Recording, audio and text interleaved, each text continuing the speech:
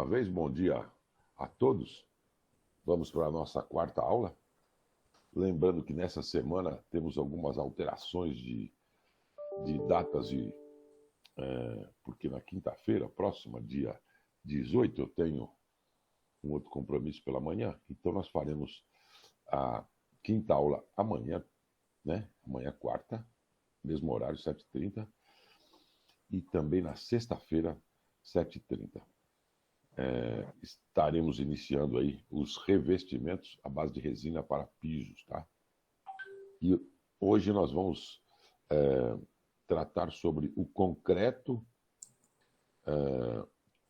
porque nós precisamos conhecer o comportamento do concreto, que é nosso principal substrato que estaremos trabalhando principalmente em pisos, tá? Também em recuperação de estruturas, em proteção de concreto aparente, mas principalmente nos pisos. A aula de hoje dá ênfase como é o nosso querido concreto, nosso ganha-pão aí, tá certo? Bom, o piso de concreto, ele vai ser a nossa base de trabalho, né? Seja na produção de uma indústria, ou no uso de áreas comerciais, ou até mesmo em áreas residenciais. É onde nós temos diversos esforços, diversas ações químicas, térmicas, de abrasão. Então ele precisa ser protegido, ele é o nosso patrimônio. Eu não posso deixar ele ficar cheio de buracos, senão ele atrapalha a produção, atrapalha o uso da área, alguém pode se acidentar, tá certo? Então, para os nossos pisos, tá certo? Nós temos que avaliar as ações que ocorrem naquela determinada área. As ações sempre são estas, que nós devemos ter em mente, tá? Ações físicas, de veículos, empilhadeiras, carrinhos que passam ali, pessoas, e com diferentes intensidades, obviamente, dependendo do tipo de veículo que ali transite. Ações químicas, devido ao processo produtivo, queda de óleos, procedimentos de limpeza também. Tem muita gente que limpa os pisos com produtos alcalinos, agressivos, por exemplo, ao epóxi, né? Uma pintura epóxi. Ações térmicas, geradas pelo processo produtivo, seja de cozimentos, com vapores, processo de asepsia, de limpeza com água muito quente, e o ambiente pode estar muito frio, como uma câmara frigorífica, por exemplo, ou muito quente, como o piso próximo de uma laminação siderúrgica. Ocorrem ações climáticas, quando o piso externo ou que ocorra a incidência de ultravioleta do sol, que degrada muitos dos produtos. Variações de temperatura, se ele está externo, ele é um concreto, é um piso que dilata e contrai mais do que um piso interno.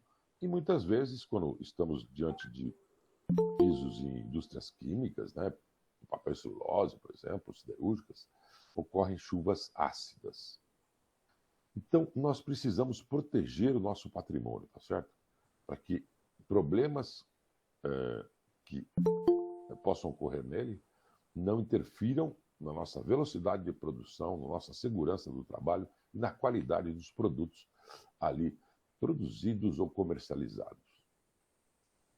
Os pisos, como regra geral, eles devem ser pintados quando as ações de uso são moderadas, leves, né?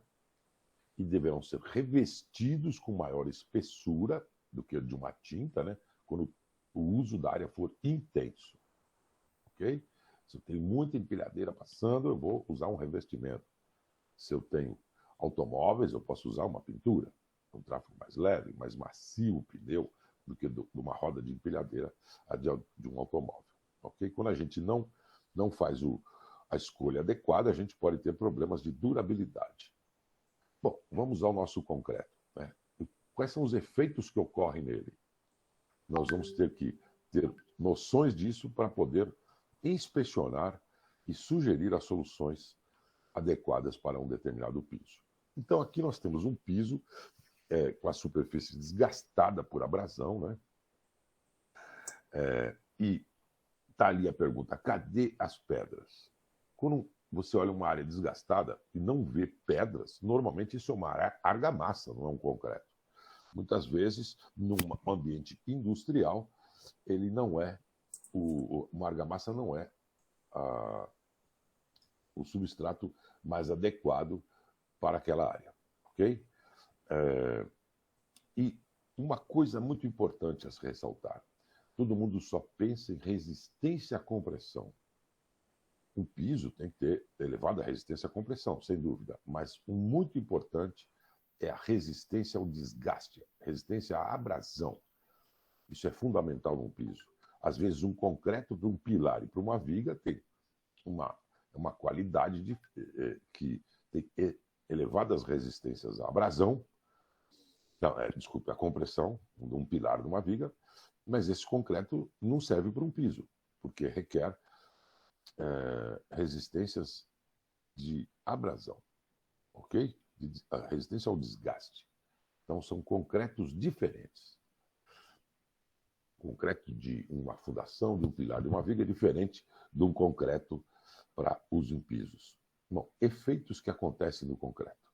Dentro do concreto eu tenho cimento, areia, pedra, água para reagir com o cimento, tá?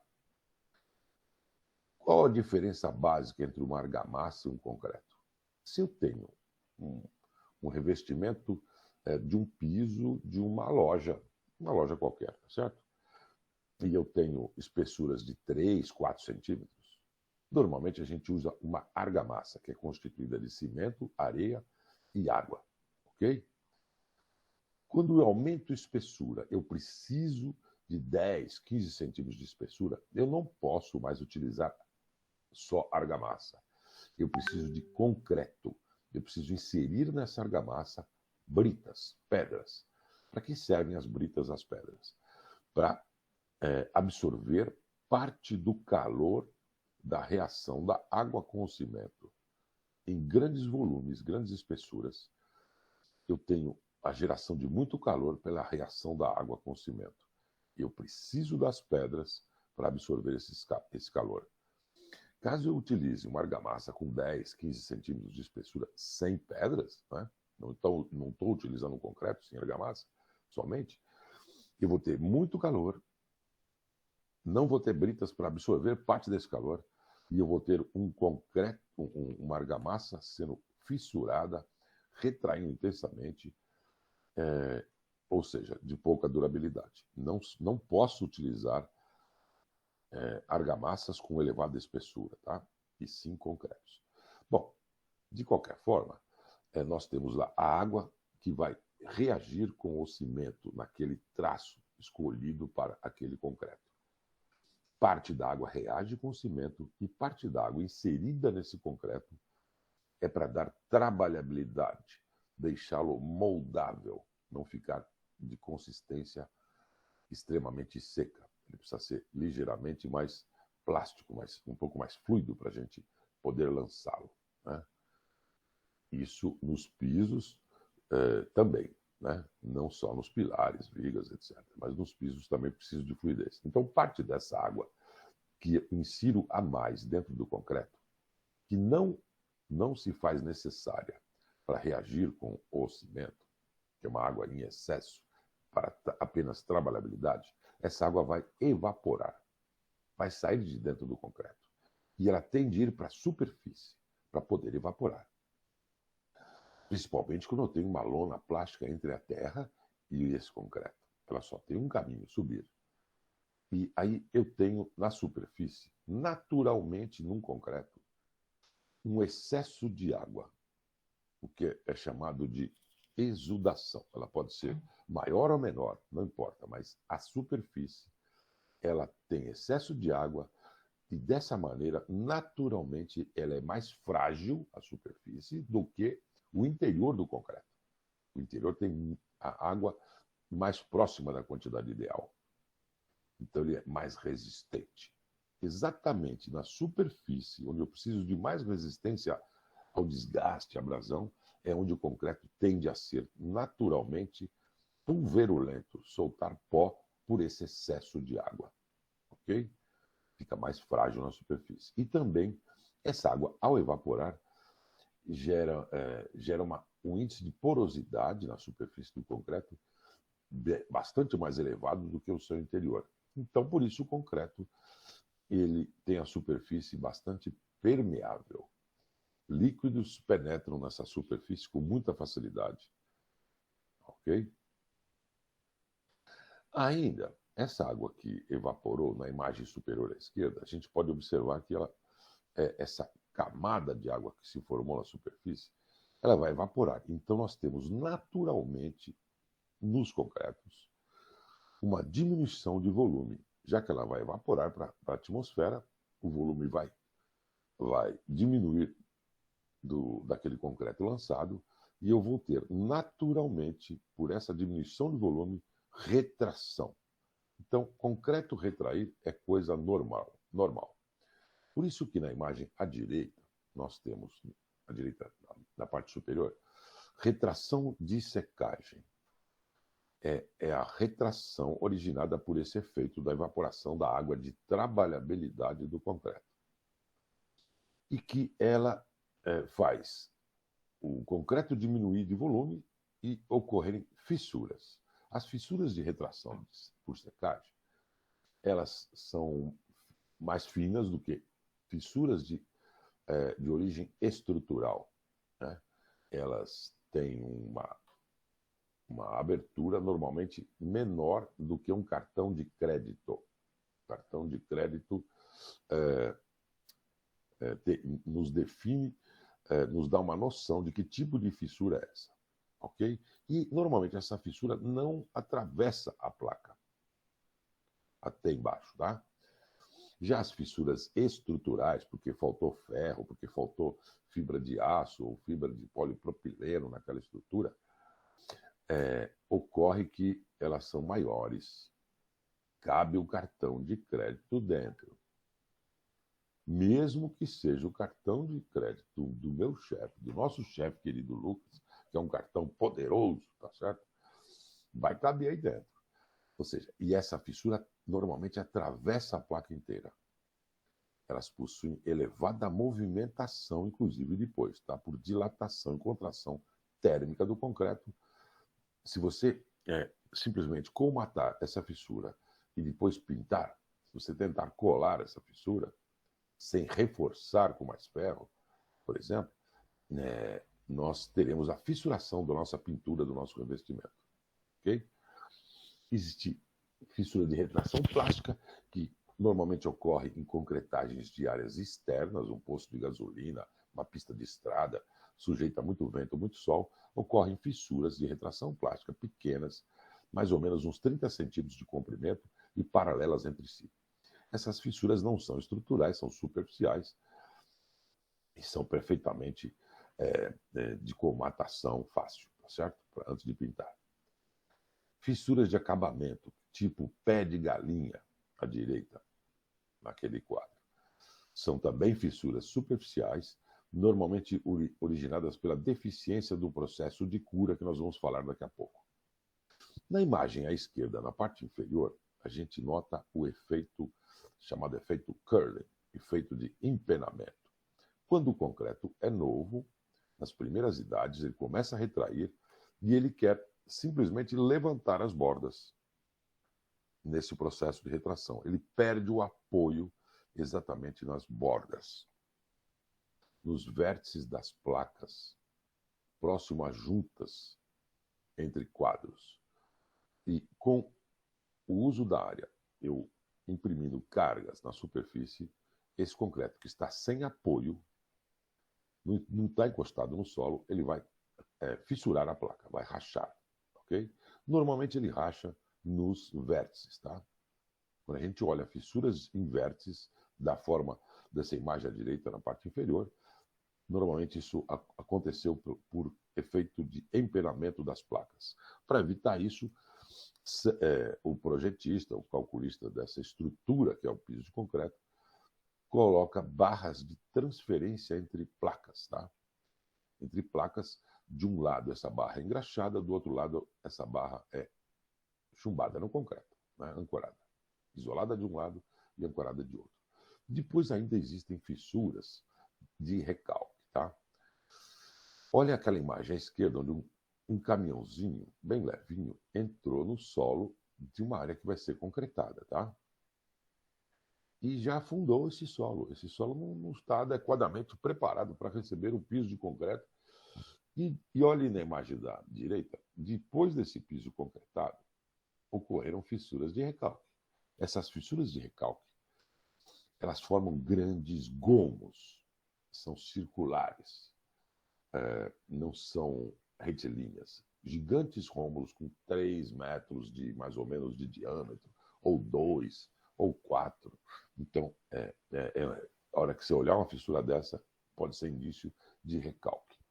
E também são fissuras que são merecedoras de ações antes de se pintar ou revestir uma área. Tá? Na imagem inferior, à esquerda, amarelo com as barrinhas pretas, tá? A gente simboliza aí 2 placas de concreto vistas de cima, onde nós sabemos que ocorrem movimentos por ação térmica entre inverno e verão, calor e frio, as placas de concreto, assim como tudo, metal, etc., dilata e contrai. Então, as barras de transferência, por isso que de um lado ela é engraxada, do outro ela é chumbada, né? E elas devem estar perfeitamente paralelas e niveladas. Caso elas não estejam como nessa figura, nós temos o travamento da movimentação entre placas. E quando isso acontece, quando trava, nós temos uma fissura, como a direita, no alinhamento da cabeça, da terminação dessas barras. É uma fissura que está praticamente paralela à junta de construção, à junta de movimentação, seja qual for o tipo de junta que tem essas barras de transferência, ok? A placa está travada, então ela fissurou ao lado da junta. Bom, depois outra coisa importante nos concretos de piso é que exista uma lona plástica entre o solo e o concreto, para evitar que a umidade do solo, ao você revestir a superfície, evitar que essa água suba por ascensão capilar e gere bolhas na sua pintura ou no seu revestimento. Aqui no caso dessa imagem, de propósito ela está aí colocada, não é nenhuma pintura, é um piso vinílico e está cheio de bolhas. Se eu furar essas bolhas, existe água dentro. Isso ocorre também nas pinturas e revestimentos de epóxi, uretano, etc. Ok? Então, se você não sabe se tem uma lona plástica entre o solo e o concreto, existe um teste preliminar que é colocar um plástico, pode ser um saco de lixo mesmo, de mais ou menos 30 por 30, 40 por 40, posicione ele sobre o piso previamente lixado, comata ele com fita crepe ao redor e deixa lá por 24, 48 horas e depois você levanta esse plástico. Se ele estiver com condensação de água ali, com vapores, com umidade ali, é sinal que nós temos um risco de bolhas na nossa pintura. Aí nós temos que lançar mão de primer retentor de umidade da nossa linha de produtos, o Tec Primer RU, que resiste mais a essa pressão de osmose, que assim é chamada. Ok? Os primers convencionais resistem a em torno de 3 megapascal, enquanto esse primer RU resiste em torno de 21 megapascal.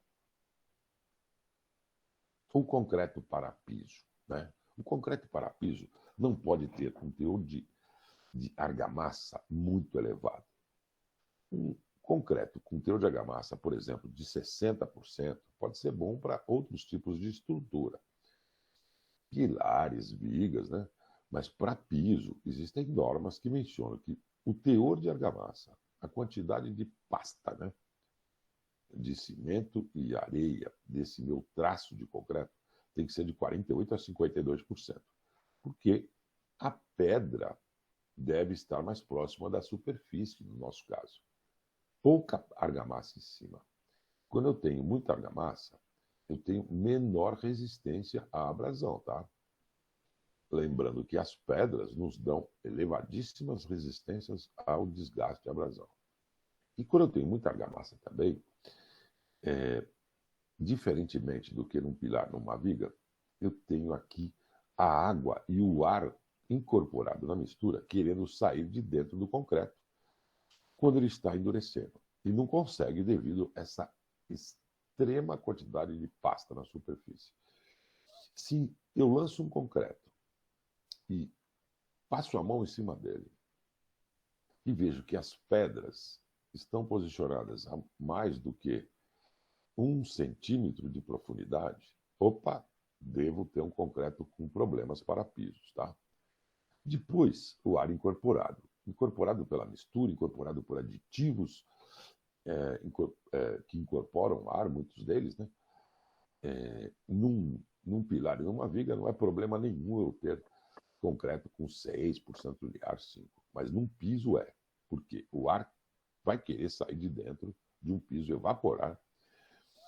E ele, quando em excesso, eu vou estar alisando a minha superfície, dando acabamento, fechando os poros e o ar querendo sair. Isso geram bolhas que depois de seca essa superfície, ela vai quebrar essas bolhas, com o uso da área principalmente. Muitas vezes a gente pega um piso que aparentemente está bom, a hora que eu começo a lixar esse piso com uma polidora, né, uma politriz, começam a desplacar lâminas de 2, 3 milímetros da superfície. Lá embaixo o concreto está bom, mas na superfície ele está muito ruim. Então, só uma pintura não vai resolver o meu problema. Eu vou precisar aí de reparos localizados antes de pintar. E material para isso também, tá? Uma outra coisa muito importante no concreto e nas argamassas é o procedimento de cura, tá? Cura é uma das coisas mais importantes da construção civil para quem está manipulando, obviamente, os cimentos, né? Seja em forma de argamassa ou concreto. Depois que eu tenho endurecimento inicial, né, do meu concreto, eu não posso deixar que toda a água do interior do meu concreto evapore para a atmosfera. Por quê? A reação da água com o cimento ocorre durante dias, semanas, meses, mas mais intensamente nos primeiros 3, 7 dias. Por isso que eu tenho a imagem da esquerda, um cara ali mantendo a superfície molhada. Com isso ele está evitando que a água do interior do concreto, necessária para reagir com o cimento, evapore, tá? Toda para a superfície. Ele criou um espelho de água, um bloqueio para a água do interior do concreto não sair. Da mesma maneira, muita gente faz com tecidos, mantas de cura, mantendo essa manta úmida, como na imagem da direita na parte superior. Na imagem central, aqui o cara aplicando Eutec Cura, que é um produto que eu aplico sobre o piso e ele forma uma película, evitando que a água do interior do concreto evapore toda e garantindo a hidratação adequada do meu cimento do concreto. Ok? Isso vale para pisos, pilares, vigas, argamassas de revestimento, tudo precisa de cura para conquistar as resistências, o desempenho projetado e pretendido. Bom, por que o piso solta pó? Nós temos que estudar para resolver, muitas vezes, o problema. O piso está soltando pó. Se for bem superficial, bastou lixar, acabou aquela camada pulverulenta, tranquilo, posso pintar meu piso, né? Mas essa poeira, ela pode estar em profundidades, essa desagregação da superfície pode estar mais profunda, tá? E às vezes só lixando não resolve. Mas então, vamos entender por que isso acontece. Se eu não corrigir esse problema, tá certo? de uma superfície pulverulenta, eu posso ter sérios problemas depois com o uso da área. Tá? A poeira indica fragilidade da superfície ao desgaste abrasivo para a circulação de automóveis, pessoas, carrinhos, não importa. Tudo vai desgastar ela. E a poeira é um grande inconveniente para muitas situações. Né? Um construtor que tem problemas frequentes com piso soltando pó, ele precisa rapidamente acionar um projetista especialista em pisos para ter a dosagem e os cuidados, os procedimentos para a obtenção de pisos de qualidade. Por quê? Porque é preciso a especificação do tipo do concreto ou da argamassa para que a gente evite o desprendimento de pó, ampliar a resistência à abrasão dos pisos, dos pisos de concreto. A poeira, veja que é um automóvel, né, que saiu da linha de produção e está lá cheio de pó. Né? E depois eu tenho que remover essa poeira para entregar ao comprador esse veículo. E ao remover essa poeira, eu posso estar arriscando um carro que acabou de sair da linha de produção. Tá? Então, poeira é um inconveniente para o produto que eu estou comercializando ou produzindo numa determinada área. Imagine que você tem uma indústria de remédios, né? E você produziu remédios e na área de armazenagem está soltando pó. Então, todas as embalagens, caixinhas de remédio estão cheias de pó. E esse remédio vai para a farmácia desse jeito, o pessoal da farmácia vai querer receber um remédio, uma caixinha de remédio cheia de poeira?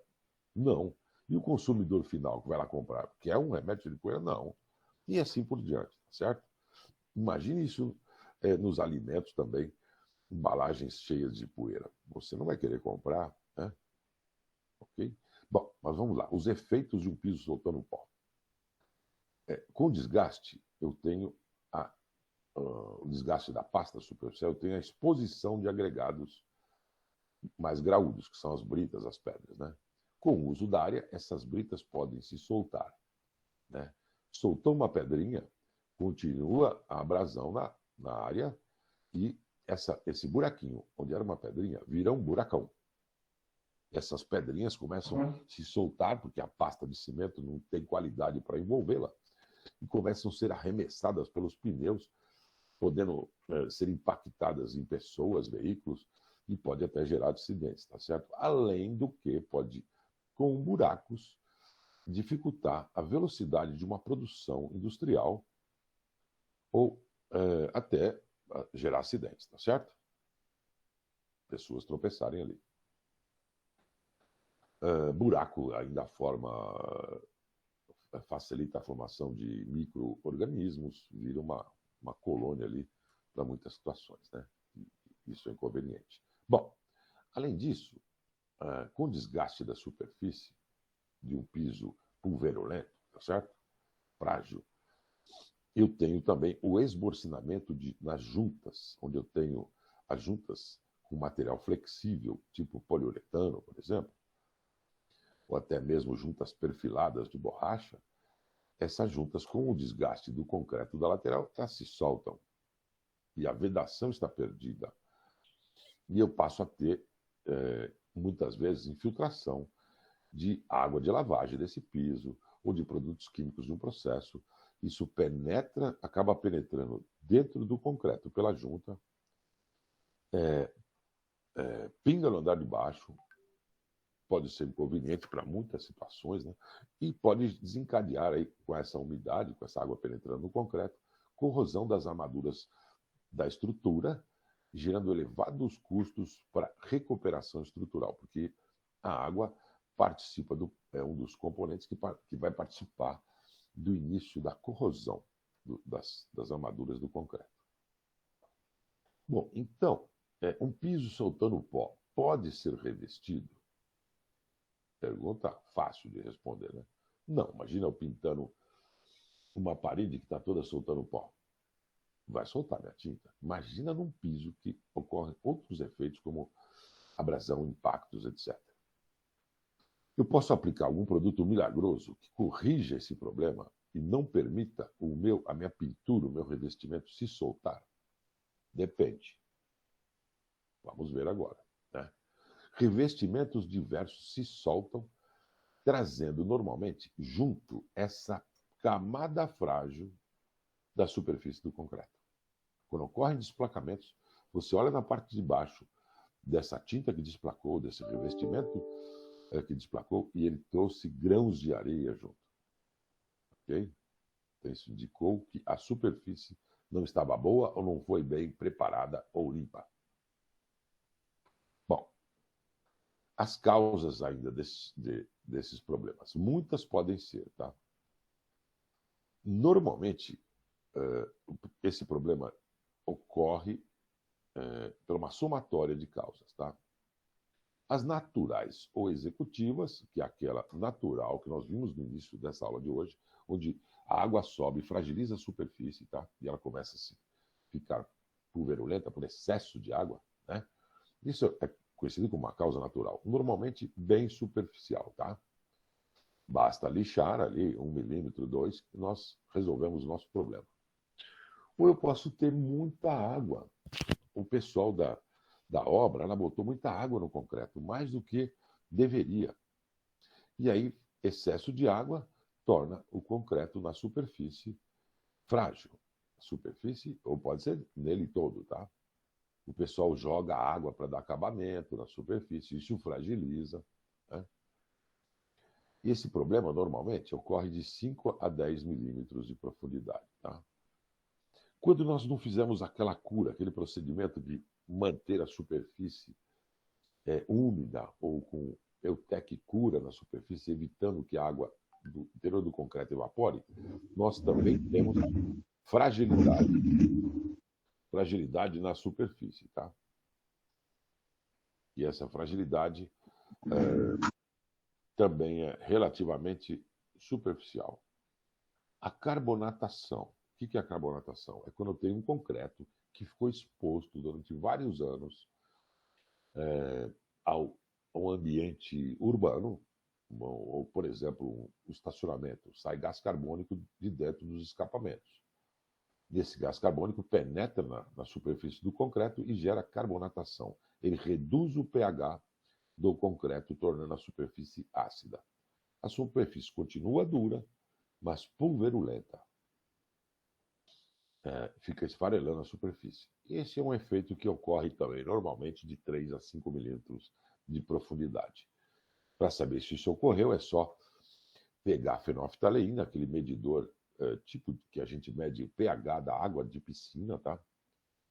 E a superfície do concreto, ao pingar a solução de fenolftaleína, deve ficar rósea.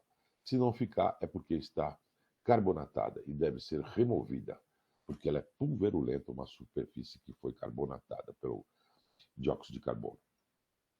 Concreto ou argamassa com pouco cimento. Se eu fiz um traço de concreto com muito pouco cimento, toda a superfície da minha estrutura estará comprometida e frágil e, lamentavelmente, vai ter que ser removida. Não vai ter outra saída. Contaminações de óleos ou outros agentes químicos do processo produtivo de uma indústria, por exemplo, nós temos agressão química da pasta de cimento. E precisamos descobrir até que profundidade está. Ok?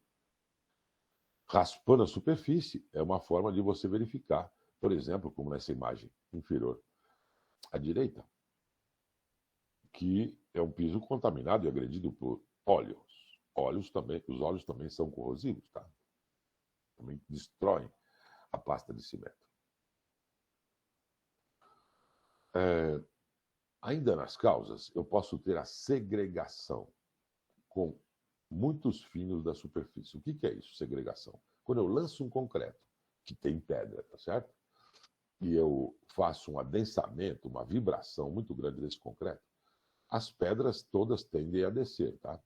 E os finos subirem. Sobe um pouco de cimento, sobe água, né? Mais leve, sobe para a superfície ao adensar demais uma superfície. Então, normalmente eu tenho processo de adensamento, segregação dos componentes e a superfície com 5, 10 milímetros frágil.